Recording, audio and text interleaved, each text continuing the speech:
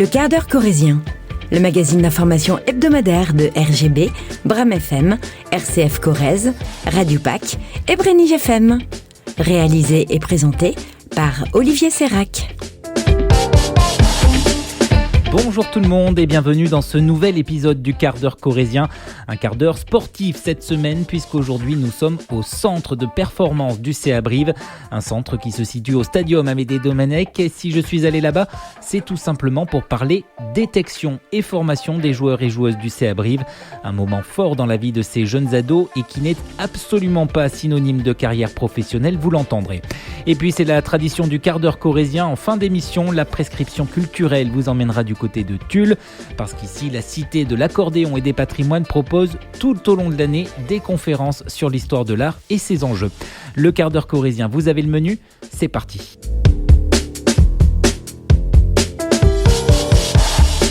Nous sommes donc au centre d'excellence du CA Brive. Il se situe au premier étage de la tribune ouest du stadium, la tribune Élie Pébert, et donne sur le terrain d'entraînement, le terrain Jean-Marie Soubira.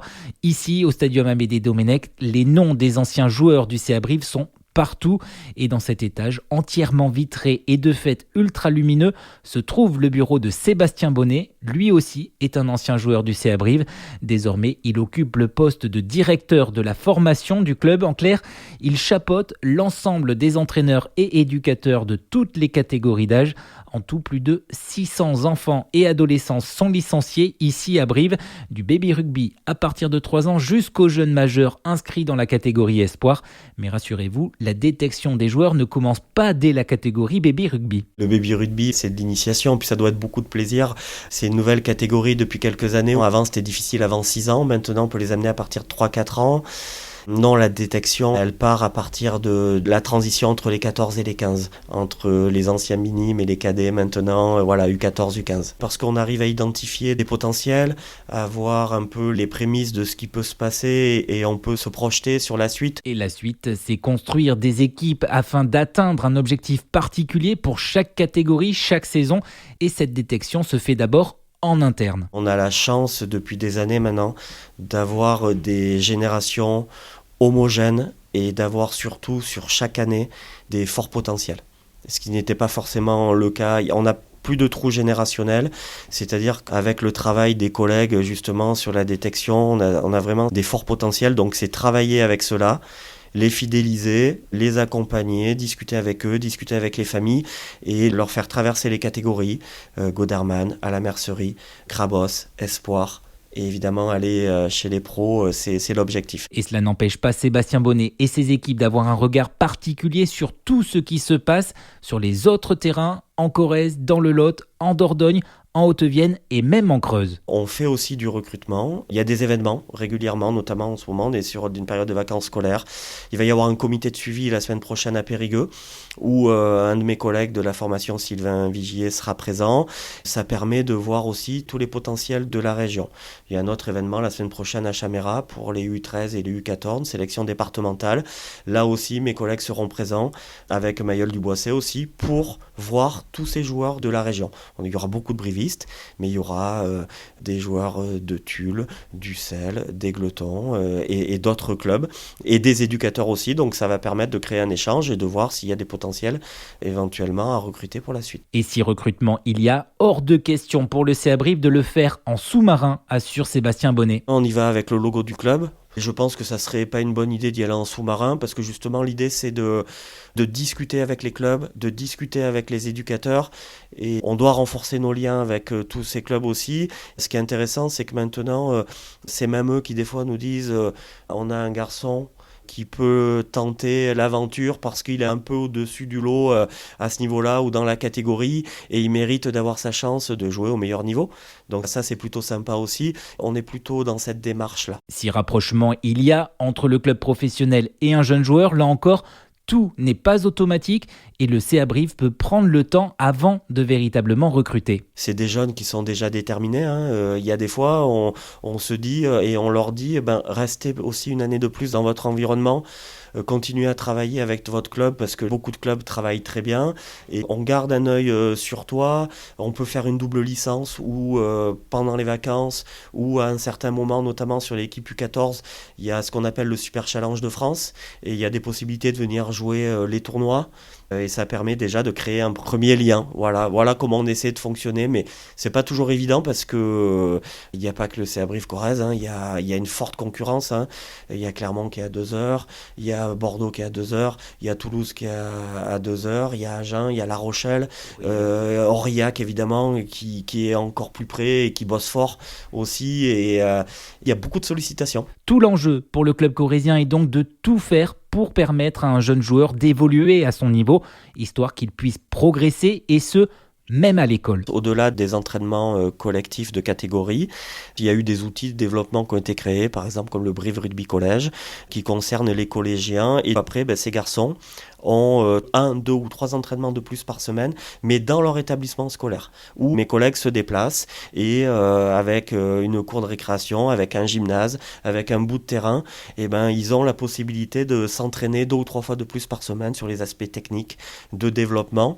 Par exemple, les garçons qui jouent actuellement, comme Léo Carbonneau, Tom Raffi, c'est des garçons qui sont passés par ce process et qui, très jeunes, ont déjà eu plusieurs entraînements. Donc on avait un petit peu peur, on se disait, est-ce que c'est pas trop sur des garçons aussi jeunes?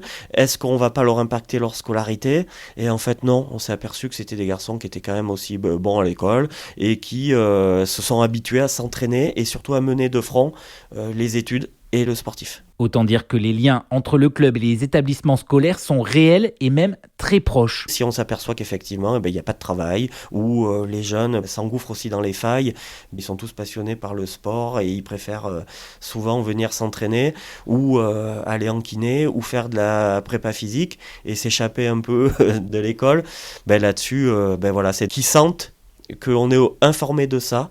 Et ça peut aller effectivement jusqu'à des sanctions d'entraînement. Ouais. Et on a été, tu ne participes pas à la compétition en match. Et ça c'est dur parce que du coup ça pénalise aussi un peu l'équipe, mais ça reste des cas isolés, mais ça arrive et ça peut arriver. Et c'est important pour nous aussi que le jeune le sente parce que on le fait pour eux. Tout simplement parce qu'on ne devient pas joueur professionnel en claquant des doigts. Le parcours il est semé d'embûches, il y a beaucoup de candidats au départ, mais il y a peu d'élus à la fin, et ça c'est important de leur rappeler aussi parce qu'il ne faut pas leur mentir. Il ne faut pas casser les rêves, il faut les accompagner et il faut toujours dire la vérité, que c'est possible, réalisable, mais c'est avec beaucoup de travail, beaucoup de rigueur, et que même en mettant tout ça, il peut y avoir des aléas qui font que ça passe pas. C'est donc pour ça que, dès le départ, le contrat est tripartite, c'est-à-dire entre le club, l'adolescent ou l'adolescente, mais aussi ses parents. Un équilibre essentiel selon le directeur de la formation briviste, surtout si là où le jeune vit d'ordinaire à plus d'1 heure de la cité Gaillarde. On s'assure vraiment que le jeune et la famille sont prêts et qu'ils en ont vraiment envie. Quand c'est un projet partagé de famille, il est mieux vécu.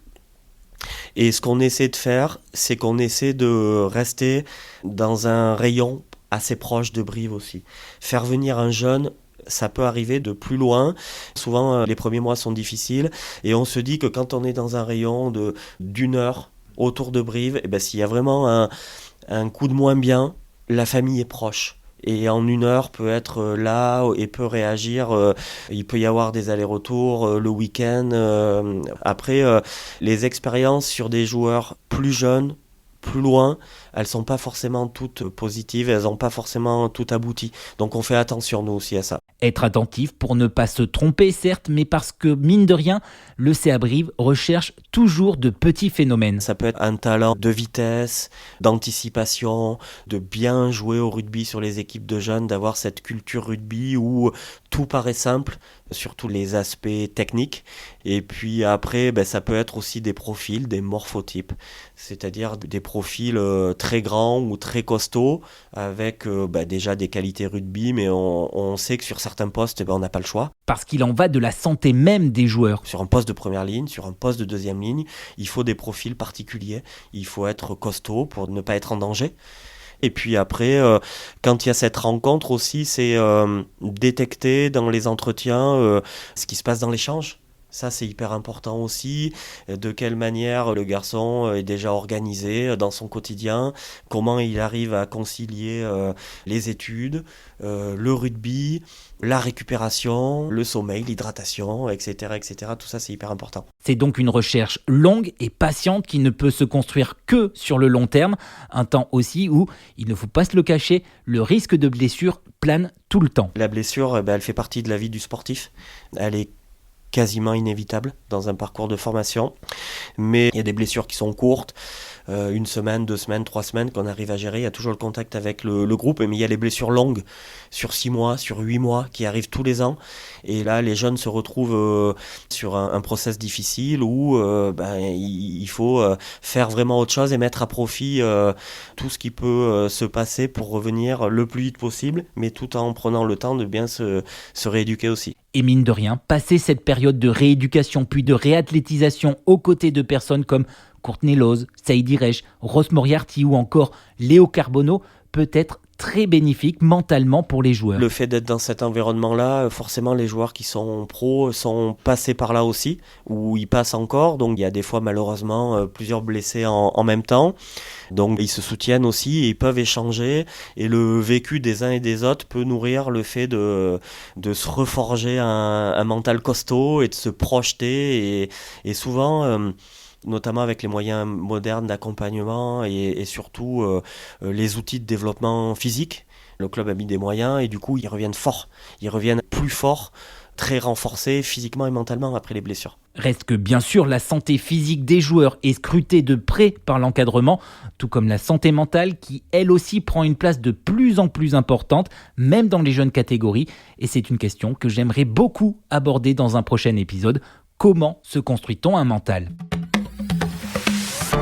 Place à la prescription culturelle de ce quart d'heure corrézien, prescription qui vous emmène à Tulle, à la cité de l'accordéon et des patrimoines, un musée qui ne fait pas que exposer des accordéons et des œuvres, mais qui organise aussi des rencontres. Ce sont les rencontres de la cité que nous décrit Karine Lhomme, la directrice de la cité de l'accordéon et des patrimoines, au micro Bram FM d'Émeric Tudou. Les rencontres de la cité, ce sont des rendez-vous qu'on a voulu proposer au public pour aborder des sujets très variés, mais qui ont tous quand même un lien avec ce qu'on présente ici, avec les collections.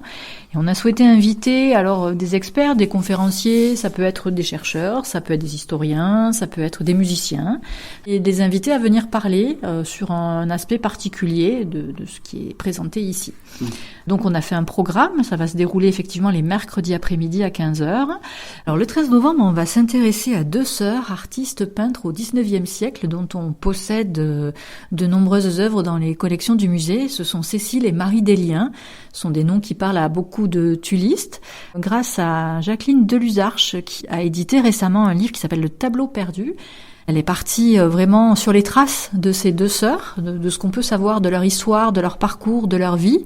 Et donc ça va être l'occasion de mieux les connaître et de s'intéresser à la manière dont elles ont travaillé, de leur vie. Donc c'est la première fois, je crois, que ça n'a jamais été fait, en tout cas qu'il y a une conférence sur ces 2 sœurs artistes peintres. On les méconnaît et ce sera l'occasion de les mettre en lumière. Continuons notre exploration de ces fameuses rencontres de la cité avec ce temps fort également qui se passera le 20 novembre. Ça se passe les mercredis à 15h, je vous le rappelle, et c'est 5 € l'entrée pour chaque événement. Alors mercredi 20 novembre, on va aborder la question de la restitution des œuvres à des pays. C'est un sujet qu'on connaît beaucoup pour les collections africaines, par exemple. On va s'y intéresser, cette question des provenances des objets, et notamment des objets qui ont pu être acquis dans des contextes coloniaux. Ça pose aussi des questions éthiques, de restitution. Donc on va aborder ça avec un jeune chercheur, doctorant à l'université de Clermont, qui s'appelle Guillaume Monédière, et qui donc a travaillé sur ce sujet. Dernier temps fort qui se passera donc le 11 décembre. On parle d'art, on parle de collection, et on parle de collections spoliées par les nazis pendant la période de l'occupation. On va s'intéresser à la collection qui est appelée collection Schloss, Adolf Schloss, qui avait réuni avant-guerre une collection très très importante, très très réputée, de maîtres flamands et hollandais en particulier. Et cette collection va croiser notre territoire puisqu'elle va se retrouver mise à l'abri au château du Chambon à La Gaine, juste avant la guerre. C'est une collection qui va connaître ensuite un sort un peu particulier puisqu'elle va être retrouvée par le régime nazi, qui était à la recherche de ces biens juifs. Donc cette histoire-là, on va partir vraiment dans le temps sur cette enquête, puisque c'est encore une enquête aujourd'hui, grâce à une chercheuse qui s'appelle Nathalie Neumann, qui travaille à la mission de recherche et de restitution des biens culturels spoliés du ministère de la Culture. Et donc elle va venir nous raconter l'histoire de cette collection Schloss. Et vous pouvez retrouver tout le programme des rencontres de la Cité sur le site de la Cité de l'Accordéon et des Patrimoines, citédelacordéon.com. Comptez 5 € l'entrée ou gratuitement grâce au Pass Cité et au Pass Culture. C'est la fin de ce quart d'heure corrézien. Merci à toutes et tous pour votre fidélité. On se retrouve la semaine prochaine pour un nouvel épisode qui nous emmènera dans les vignes de Branceil. Mais d'ici là, je vous souhaite de passer une très bonne journée en Corrèze ou ailleurs. Retrouvez le quart d'heure corrézien en réécoute sur nos sites internet, mais aussi sur les plateformes d'écoute Spotify, Deezer et Apple Podcasts.